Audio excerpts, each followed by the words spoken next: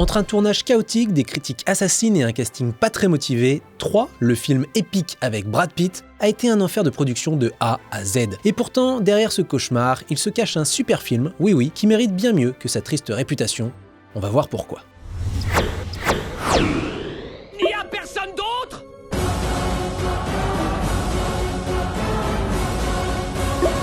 Salut, c'est Alexandre et aujourd'hui je vais enfin faire la vidéo que le monde entier attendait depuis des années, celle sur le film 3 de Wolfgang Petersen avec Brad Pitt. Enfin, quand je dis tout le monde, j'avoue que c'est surtout mon frère qui voulait que je fasse une vidéo sur ce film, et moi donc, puisqu'on l'a regardé ensemble des dizaines et des dizaines de fois quand on a reçu le super DVD à Noël 2005, celui dans le coffret collector où il y avait aussi Le Dernier Samouraï avec Tom Cruise. D'ailleurs, si ça vous intéresse, on fera une vidéo sur celui-ci aussi. Tout ça pour dire que 3, même si c'est loin d'être mon film préféré aujourd'hui, c'est un de mes films, coup de cœur, un de mes chouchous. Très honnêtement, c'est probablement le film que j'ai vu le plus de fois dans ma vie, tant je relançais le DVD en boucle chez mes parents, notamment pour revoir cet incroyable combat entre Hector et Achille, mais j'y reviendrai plus tard. Au moment de sa sortie, en 2004, j'avais donc environ 10 ans et j'en avais rien à foutre des critiques et globalement du cinéma. Je n'avais pas du tout conscience que le film avait été massacré par la presse. J'ai donc été très surpris de voir, des années plus tard, que mon amour pour 3 n'était pas du tout partagé, notamment à écran large. Il est donc venu le temps que je lui fasse honneur parce qu'au fond c'est un film passionnant, à la fois visuellement et narrativement,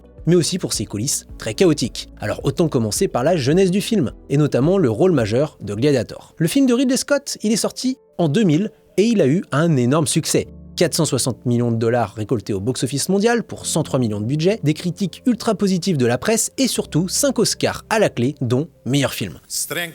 Pour Hollywood et les producteurs, c'était la preuve à l'époque que le public était prêt à revenir au genre du péplum. C'est en tout cas ce que racontait Martin M. Winkler, un professeur spécialiste de la littérature grecque et romaine et de la mythologie classique, dans son essai Gladiator, Film and History.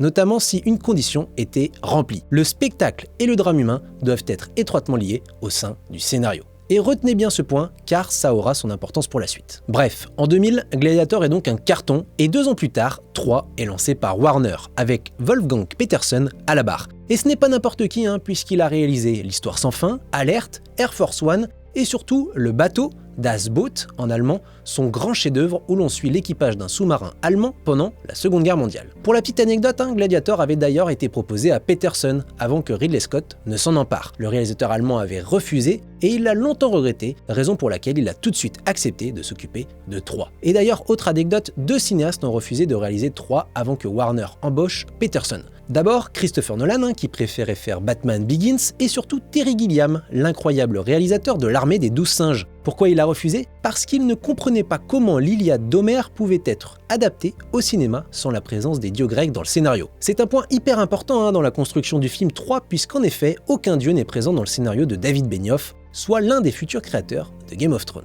Cette absence est pour le mieux à mon avis, mais c'est un des éléments qui a évidemment beaucoup divisé à la sortie du film, et j'y reviendrai plus tard, encore une fois. Bref, avec un scénario et un réalisateur, il ne restait plus qu'à trouver le parfait casting du film. Wolfgang Petersen a expliqué à Time en 2003 qu'il voulait faire une grande fresque à la David Lean, type Laurence d'Arabie, et qu'il avait donc suivi un de ses préceptes, à savoir caster des gens beaux. Hormis Brad Pitt, qui était obligé par Warner d'accepter le rôle d'Achille car il était sous contrat avec le studio, il a donc fallu chercher les perles rares. C'est ainsi qu'on s'est retrouvé avec Eric Bana en Hector, Orlando Bloom en Paris, lui qui venait de sortir de Pirates des Caraïbes et Le Seigneur des Anneaux, Julie Christie en Thétis, la mère d'Achille, Peter O'Toole en Priam, le roi de Troie, et qui jouait d'ailleurs le héros de Laurence d'Arabie chez David Lean, justement, ou encore Rose Byrne en Briseis. Enfin, c'est Diane Kruger qui a obtenu le rôle d'Hélène de Troie face à un peu plus de 3000 femmes si l'on en croit certains médias. Et surtout grâce au soutien de Wolfgang Petersen lui-même, puisque les producteurs la trouvaient apparemment trop maigre pour le rôle, comme elle l'a raconté en 2023 à Variety. Pour le reste, on trouve aussi Brian Cox en Agamemnon, Brendan Gleeson en Ménélas, un jeune Gareth Edlund en Patrocle et Sean Bean en Ulysse, et qui, pour une fois,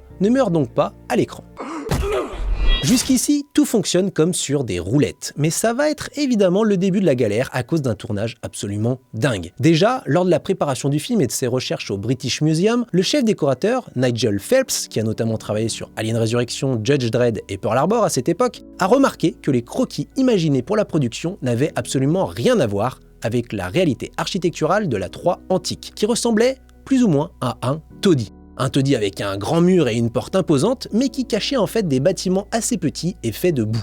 Vous comprenez bien que pour un film hollywoodien où la ville de Troie est décrite comme une enceinte sacrée, envié de tous les peuples ennemis, ça ne matchait pas vraiment. Phelps a donc imaginé une Troie hollywoodienne, j'ai envie de dire, en puisant dans la culture antique pour satisfaire les producteurs, mais aussi donner de l'envergure à la ville au cœur de tous les enjeux du récit. Et il n'y est donc pas allé de main morte, en construisant un mur de 12 mètres de haut sur 150 mètres de long, entièrement en plâtre, pour un poids total de 200 tonnes. Et bordel, on peut pas mentir, ça a de la gueule à l'écran. Bon, à la base, il devait construire le décor au Maroc, mais le bazar commence vraiment à partir de là. Alors attention, accrochez-vous. On est en mars 2003, et la guerre en Irak débute. Vous allez me dire, quel est le rapport ? Warner décide d'annuler le tournage prévu au Maroc et cherche un autre lieu par crainte d'actes terroristes dans la région, selon Peterson lui-même. Voilà donc que l'équipe s'envole pour Malte pour lancer le tournage finalement en avril. Sur place, il tourne des scènes se déroulant à l'intérieur de la Troie fantasmée pour le film, mais aussi des scènes de temple et quelques scènes de bataille.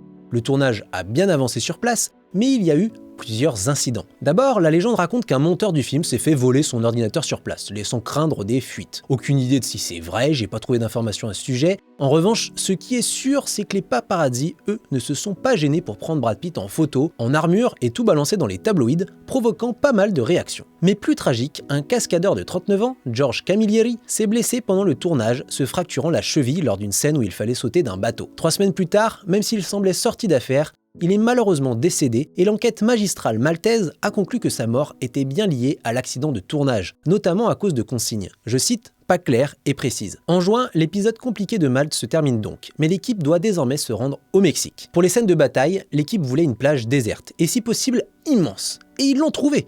6 km de long, environ 300 mètres de large, à la pointe de la basse Californie du Sud, juste là, et personne à l'horizon. Trop parfaite pour être vraie, puisque la plage cachait en fait 4000 cactus protégés. Le spot était trop bien pour partir et l'équipe a donc dû embaucher des botanistes pour transplanter un à un les cactus en notant leur emplacement exact et les numérotant pour pouvoir les replanter après le tournage. Et ce n'était pas le seul élément naturel qui a posé problème puisque la côte mexicaine, elle abritait des tortues marines menacées, obligeant l'équipe à embaucher des spécialistes travaillant 24 heures sur 24, 7 jours sur 7 pour repérer les œufs de tortue et les transférer dans des lieux sûrs. Alors je vous passe la logistique pour transférer plus de 200 tonnes de matos entre Malte et le Mexique, nécessitant 2 énormes avions cargo comme ceux-là, et la galère pour reconstruire le cheval de Troie, complètement démantelé pour le voyage. Mais comme vous vous en doutez, ça n'a pas été de tout repos. Le pire, c'était la chaleur insupportable. Pour vous faire une idée, à Cabo San Lucas, donc la ville mexicaine à côté de cette plage, la température moyenne maximale en été, c'est 34 degrés. Si les gros acteurs, ils ont pas trop souffert, les 1500 figurants, en armure, armés jusqu'aux dents et patientant sans ombre sur la plage, ils ont beaucoup moins rigolé. Parmi eux, on sait d'ailleurs qu'il y avait environ 250 haltérophiles bulgares. Ne cherchez pas à comprendre. Notamment pour avoir des monstres de muscles sur les gros plans. Particulièrement mécontents des conditions, ils ont fait grève pendant environ 2-3 semaines, ralentissant un petit peu le tournage. Entre-temps, quasiment toute l'équipe a eu une bonne vieille tourista, et je vous passe d'autres incidents techniques un peu relous. Si on omet tout ça, le tournage, il se passe super bien, les décors sont superbes, les acteurs sont à fond, et vient la grande scène du film, le combat entre Hector et Achille, à savoir Eric Bana et Brad Pitt. Peterson, il s'était débrouillé pour la garder pour la toute fin de tournage afin que les deux acteurs puissent répéter leur chorégraphie plusieurs semaines avec le coordinateur de cascade, Simon Crane, qui n'est pas un n'importe qui puisqu'il a bossé sur Braveheart, Il faut sauver le soldat Ryan, Titanic et après 3 sur Rogue One, World War Z ou Edge of Tomorrow. Tout est donc fin prêt mi-septembre pour que le combat soit tourné, sauf que Brad Pitt se blesse lors d'une scène de tournage. Ironie du sort, il se blesse au tendon d'Achille, ça ne s'invente pas, et c'était apparemment sur cette réception-là, bien connue des fans du film. Le tournage du duel est donc repoussé, le temps que Brad Pitt puisse se remettre. Sauf que pas de chance, encore une fois, il y a un problème. L'ouragan Marty, il frappe la région. Genre le tournage de Troie, c'est ici MDR. Et plusieurs décors, dont les murs de Troie, où se déroule justement la scène, sont complètement détruits. C'était déjà le deuxième ouragan de la production, puisqu'il y avait eu Ignacio, un mois avant, mais il avait été plutôt clément. Il a donc fallu tout reconstruire et le tournage a été arrêté pendant 3 mois. 3 mois. Comme la scène de bataille entre Hector et Achille demandait une condition physique optimale, ce ne fut pas forcément aisé de garder la forme, d'autant que Brad Pitt avait par exemple pris 5 kg de muscles pendant ses 8 mois de préparation physique. Finalement, tout s'est terminé correctement en décembre 2003, avec le tournage du combat et quelques paris entre Bana et Pitt pour pimenter la chose. Chacun devait payer l'autre 50 $ pour les infractions mineures et 100 $ pour les coups graves. Brad Pitt a avoué avoir donné 750 $ à Eric Bana après le tournage. Et la légende raconte que Bana ne lui a rien donné, ou alors 200 $, les sources ne sont pas d'accord. Moi je pense vraiment qu'il lui a plutôt offert un abonnement à écran large en fait, car ça ne coûte que quelques euros par an et qu'il pouvait ainsi avoir accès à plein de dossiers exclusifs, notamment sur les films qui ont eu des productions absolument chaotiques. Vous savez en tout cas que ça nous aide beaucoup à écran large et que votre soutien est précieux. N'hésitez donc pas à aller dans la description de cette vidéo pour connaître tous les détails de cet abonnement. Bref, on arrive enfin au bout des innombrables galères de production de 3, puisqu'après ce tournage mexicain chaotique, le film a pu finir quelques scènes en studio, près de Londres, et rentrer pleinement en montage et post-production début 2004 pour sortir en mai, partout dans le monde. Et franchement, au cinéma, c'est un énorme succès au box-office. Même si le film a explosé son budget de 150 à 200 millions de $, à cause des retards, des galères, etc., ce qui en faisait l'un des films les plus chers de tous les temps à l'époque, il en a récolté presque 500 millions dans le monde, soit le 8e plus gros succès de l'année 2004, derrière Spider-Man 2, La Passion du Christ, le jour d'après, Harry Potter et le prisonnier d'Azkaban ou Shrek 2, et devant Ocean's 12, par exemple, aussi avec Brad Pitt. Pourtant, et c'est là que ça déchante, le succès commercial est totalement décorrélé de l'accueil critique, puisque le film s'est fait étriller par une bonne partie de la presse, parlant d'un spectacle long mais superficiel, bruyant mais sans émotion, coûteux mais sans faste pour Entertainment Weekly, interminable et sans intérêt pour The Hollywood Reporter, voire d'un fiasco retentissant pour The AV Club. Beaucoup l'ont comparé à Gladiator, assez logiquement, lui reprochant son manque de profondeur par rapport au film de Ridley Scott, et d'autres ont surtout déploré l'absence des dieux dans le récit, en faisant un film assez insignifiant selon eux. Et assez tristement, au fil des années, cette réputation lui a collé à la peau. Même le casting n'y est pas allé de main morte pour décrire le film. En 2017 par exemple, Peter O'Toole a expliqué que 3 était un désastre, et que Peterson était un clown. Brad Pitt a révélé en 2019 qu'il avait fait 3 par obligation et qu'il avait trouvé que le film était purement commercial, et chez Variety en 2024, Orlando Bloom, qui jouait Paris, a expliqué qu'il ne voulait pas du tout jouer dans ce film, qu'il l'a effacé de sa mémoire et que même Peterson a critiqué son film sorti au cinéma et a finalement monté une Director's Cut en 2007, et j'y reviendrai dans pas longtemps. Tout ça pour dire que pour les puristes, entre les gros changements narratifs par rapport à l'Iliade, le changement de destin de certains personnages, notamment Agamemnon, Ménélas et Paris, de certaines relations, tout ce qui tourne autour de Patrocle par exemple, ou encore la durée de la guerre réduite à quelques semaines, 3 a été décevant, frustrant ou agaçant.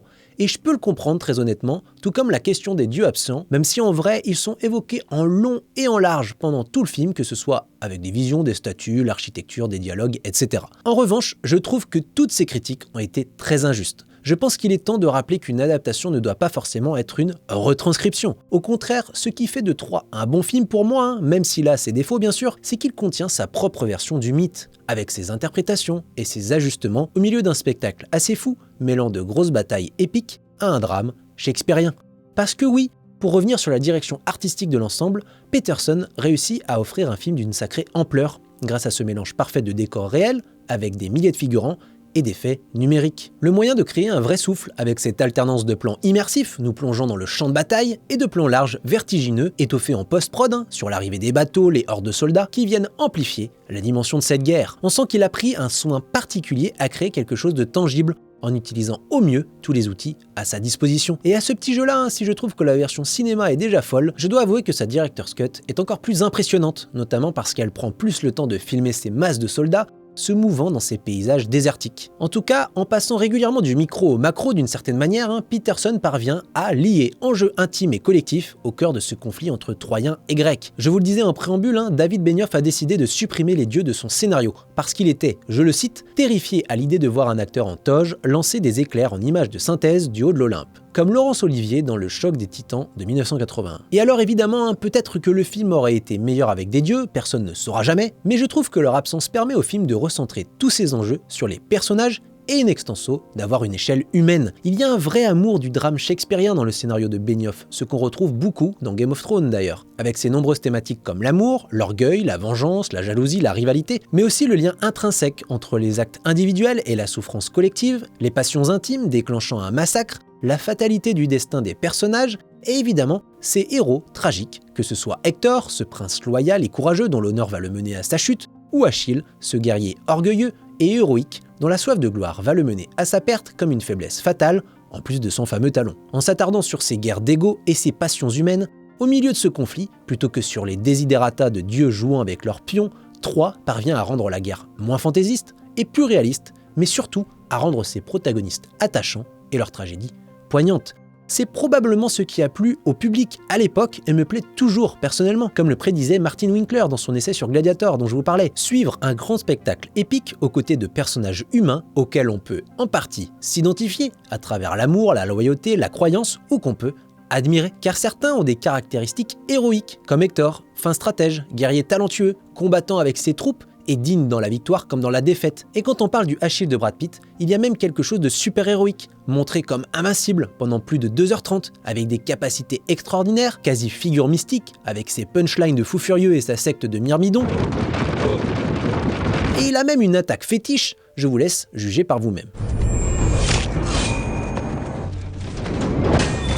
C'est pour ça que le duel entre Hector et Achille est aussi réussi et mémorable en vérité. Que ce soit au bout d'1h55 dans la version cinéma ou de 2h20 dans la Director's Cut, leur affrontement intervient à un moment clé du récit où on connaît parfaitement les valeurs qui les animent. Et finalement, même s'ils sont dans des camps opposés, ils restent deux hommes courageux et humains. Pour nous spectateurs, ce n'est pas un combat basique entre un méchant et un gentil, mais plutôt un duel qui condense toutes les tensions humaines, morales et tragiques du récit, où on ne veut la mort d'aucun des deux, ce qui, encore une fois, peut être typiquement shakespearien. Alors quand, en plus, Wolfgang Petersen rend le combat absolument dantesque pendant plus de 3 minutes, prenant le temps de rendre honneur à la chorégraphie des acteurs à travers le découpage, une caméra en mouvement mais stable qui rend l'action toujours lisible, un travail admirable sur le son des épées, des lances ou des boucliers, une brutalité palpable dans les coups, et évidemment une petite punchline au milieu de tout ça,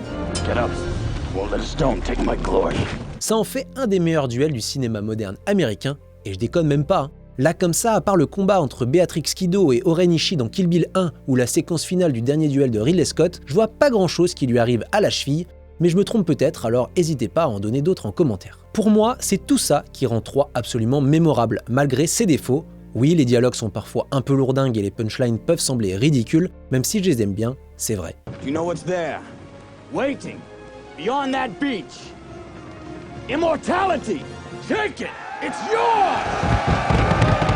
Si vous n'êtes pas encore convaincu mais que vous avez envie de lui laisser une chance, je vous conseille en tout cas de vous jeter sur la Director's Cut du film. Perso, j'adore la version cinéma, probablement parce qu'elle est gravée dans mon esprit et mes souvenirs d'enfance. J'aime le fait que le film avance vite avec cet enchaînement très fluide de scènes d'action épiques, dialogue entre personnages, duel, scène épique, stratégie, dialogue, et j'adore aussi la musique de James Horner, même s'il nous refait encore une revisite de ses 4 notes fétiches, et chante la soprano macédonienne Tania Karovska. Cela dit, je dois avouer que la Director's Cut permet au film de gagner en richesse avec 32 minutes de plus au compteur, soit une version de 3h16. Avec un rythme un peu plus lent et contemplatif, laissant traîner certaines séquences, la Director's Cut développe bien mieux les enjeux politiques de la guerre, mais aussi certains personnages. Elle apporte une vraie cohérence à leurs motivations ou leurs actions, comme pour Patrocle par exemple, dont le leadership soudain sortait un peu de nulle part dans la version cinéma. Puis elle enrichit aussi d'autres personnages comme Ulysse, Briseis ou même la relation entre Hector et Paris. Mais surtout, la Director's Cut donne une meilleure idée de l'absurdité d'une telle guerre à travers une violence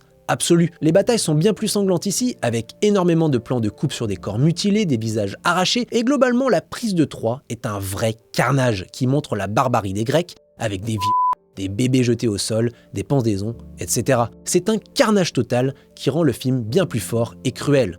D'une certaine manière, c'est un peu la version hollywoodienne transformée en grande fresque épique, plus grandiose, dramatique, tragique et in fine, homérique. Il y a même une petite scène à la toute fin qui donne une nouvelle profondeur aux histoires d'amour, notamment celle entre Briseis et Achille, et même si elle n'est pas hyper inspirée, je la trouve plutôt jolie. Bon bah voilà, je pense que j'ai fait le tour de Troie, en tout cas pour aujourd'hui. Je pourrais encore parler longtemps du film, mais Mathias me fait les gros yeux depuis 10 minutes, donc je vais m'arrêter là. Ah non, un dernier truc, si Christopher Nolan a failli faire 3, comme je vous le disais, il va finalement revenir avec une sorte de suite, l'Odyssée, en 2026. Et avec un peu de chance, ce sera la grande fresque épique homérique qu'on attend tous depuis 3. Oui bon, je force. Enfoiré, pourquoi tu forces ? Plus sérieusement, si le film tournera évidemment autour du périple d'Ulysse, ce ne serait pas étonnant qu'il nous fasse un petit résumé de la fameuse guerre troyenne, peut-être en prologue, puisqu'on voyait le cheval de Troie dans le teaser du film balancé au cinéma en juillet 2025. Je croise un peu les doigts, j'avoue, et je suis assez curieux de voir comment il va gérer la présence des dieux de son côté, puisqu'ils seront a priori au cœur de son odyssée. Bref, si vous avez aimé cette vidéo, likez-la, partagez-la, criez votre amour ou désamour de Troie en commentaire, et allez jeter un œil à notre analyse du masque de Zorro si vous aimez tant les combats d'épée. Allez, salut!